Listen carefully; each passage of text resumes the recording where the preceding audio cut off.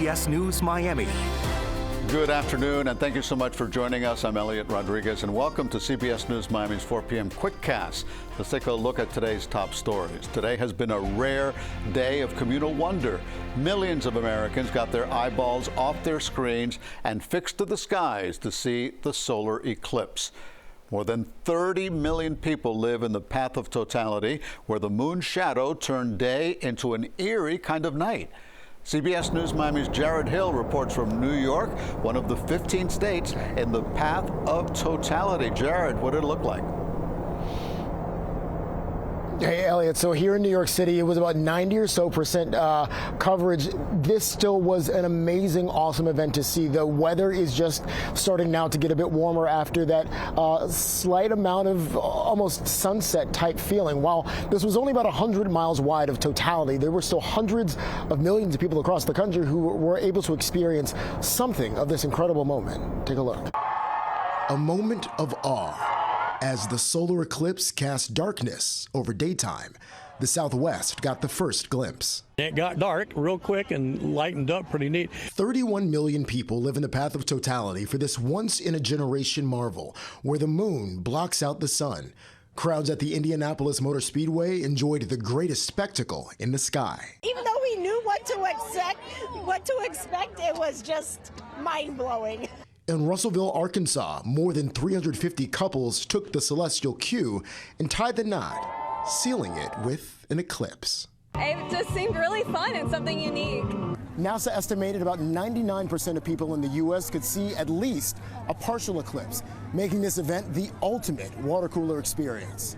Even scientists emphasized the social impact. It's far more about inspiration, awe, and joy for humanity. It's an event that just makes you feel a lot of things. The name of the viewing game today was cloud cover, with New England having the least of it, making for the best line of sight in America. For 3 or 4 minutes of peace and awe, it's the last total solar eclipse in the continental U.S. until 2044. All right, so while there is that awe-inspiring moment, there is also some science happening behind this eclipse. NASA has been sending instruments up into the sky to be able to study the sun. There's also some opportunity where potentially some of that research could help to improve things like GPS and even weather forecasting instruments. So all of that a really interesting addition to what is just a really incredible thing to experience. Elliot. Yeah, we got a peek at it here in Miami, Jared. It really is awesome. Thank you so much for joining us from New York City. And here at home, schools across South Florida enjoyed the solar eclipse. CBS News Miami's Mcallistar has a breakdown. All eyes are on the eclipse. Of course, we got our glasses on, though, making sure that we're staying safe. We're at Lions Creek Middle School with Miss Johnson's 6th grade class. I'm going to take a step out of the way so you can take a look at these students. For the last couple, I would say maybe 2 hours, they've just been watching this eclipse with their sunglasses, taking notes and learning about how this happens.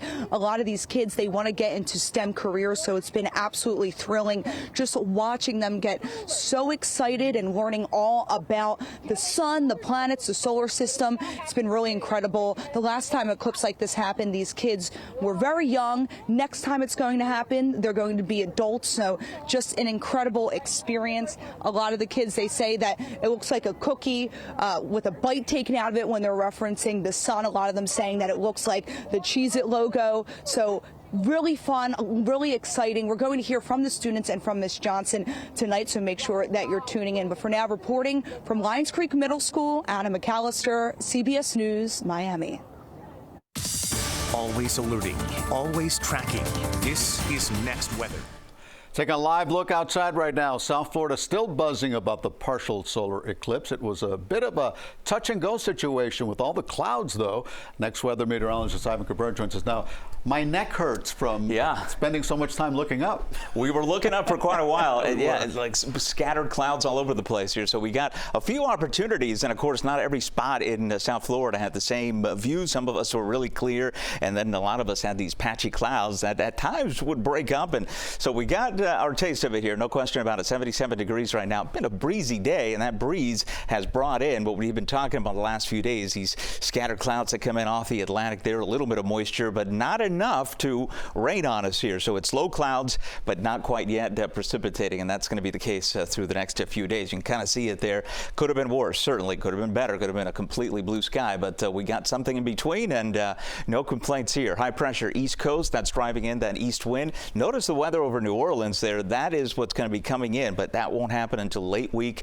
It's a frontal system that will get rid of all this dry air that we've been having and enjoying, but we are going to see some changes by, say, Wednesday, Thursday. That's when our next rain chance is coming up. Stepping out tonight, mostly cloudy, temperatures in the mid-70s, going to hold there. The humidity has been very comfortable, not just through the weekend, but today, and that continues into Wednesday. But notice how we climb up into the humid area there, and that range will keep us with some showers around before a front clears out. We still have yet another front to come through here that will bring us some cooler and drier, less humid air for us. But before that happens, notice by Tuesday morning, southeast wind now takes over, and that'll bring in not just the low clouds, but even a couple of showers. So we'll keep rain chances at around 10%. I don't think it'll be a big deal, but really by late Wednesday and then heading into Thursday, that's going to be our change. Our winds will come out of the south, southwest, and then the front comes in here with some showers, but it'll be a one-day deal on Friday. I think we still have a fantastic weekend, but look at the breeze kicking up there. That's going to be an issue for, of course, marine waters there. Small craft advisory is likely needed. Dry conditions, though, and hot ahead of the system.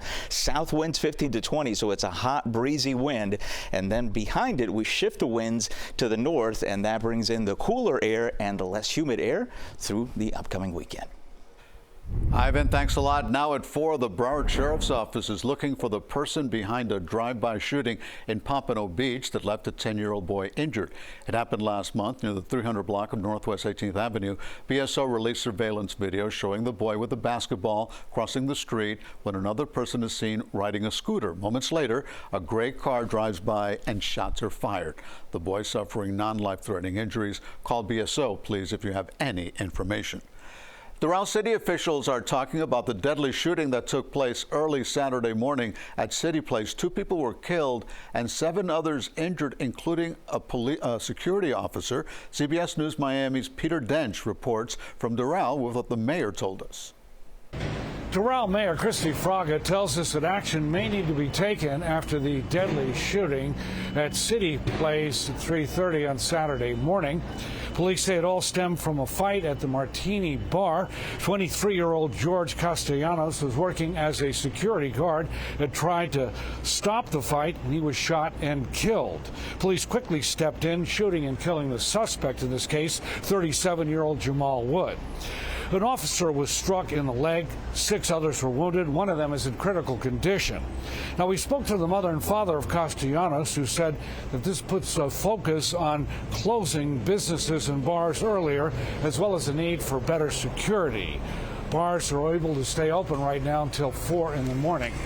The mayor said that coming up on Wednesday, there will be a special meeting about ordinances and how late businesses can stay open. In Doral, Peter Dench, CBS News, Miami. When we come back, Donald Trump on abortion, the stance he took on the controversial issue when we come back. Welcome back to CBS News Miami's 4 p.m. Quickcast. I'm Elliot Rodriguez. Governor DeSantis is taking steps to protect officers from fentanyl exposure. The governor signed legislation to increase penalties on individuals who expose officers to the drug. He spoke to the media in Central Florida today. So these have really strong sentencing guidelines, mandatory sentences that are stiff.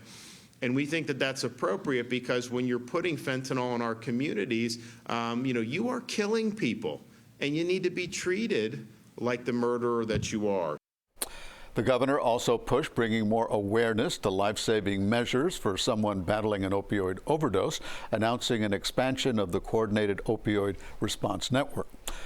Former President Donald Trump released a video today about his stance on abortion rights. In the video, Trump said abortion legislation should be left up to the states. Trump said each state should be allowed to set its own limits on abortion, but did not say how far into a pregnancy he would support abortion. In the video, he reiterated his support for exceptions in the cases of incest, rape, and when the life of the mother is in danger.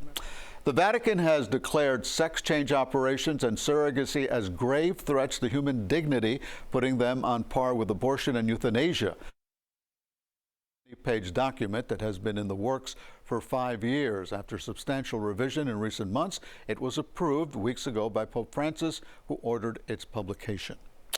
Now to a consumer alert. A recent report shows the states where people are moving to and where they're leaving. And of course, sunny South Florida is one of the top places people want to live in. CBS News Miami's Christian Benavides reports on one woman's choice to head to Miami. We first met Daniela Lopez on a cold winter morning in New York City. I feel like it's like 30 degrees. So is this one of the reasons you're moving? 100%. Yes. She was packing up and moving out of her studio apartment on Manhattan's east side and headed for Florida. I want to start a new life. So I was like, why not Miami? She is not alone. A survey from U-Haul found in 2023, Texas, Florida, the Carolinas, and Tennessee welcomed the largest number of new residents. New York was near the bottom of the list. California came in dead last. The state saw the largest number of people leaving for the 4th year in a row. Who is it that you're seeing that's moving from New York to Florida? For me, mostly young people. Marco Filipovich is a foreman at Piece of Cake Moving. Every day someone is moving to the Florida area. Florida has been a popular destination for a while. This is the 9th year in a row the Sunshine State's ranked among U-Haul's top 4 places to move. I think these people, these families, they want space. Miltiades Castanes is a senior director at real estate company Douglas Elliman. We have weather, lifestyle. The trend is that people love Miami. The number of people moving to South Florida has created a housing crunch. Some native Floridians are unable to keep up with the rising prices. You're here. I'm here, yes. But for Lopez, prices here are a deal compared to New York. For nearly the same cost, she got an apartment 3 times the size of the one she had in Manhattan. Plus, there's a wraparound deck. I'm trying something different, and if Miami is not it, I know I have New York. I can always go back. For now, she's calling Florida home. Christian Benavides, CBS News, Miami. Welcome to Daniela and her cute dog. And that does it for our Quickcast. I'm Elliot Rodriguez. Stay tuned for more news right here on CBS Miami.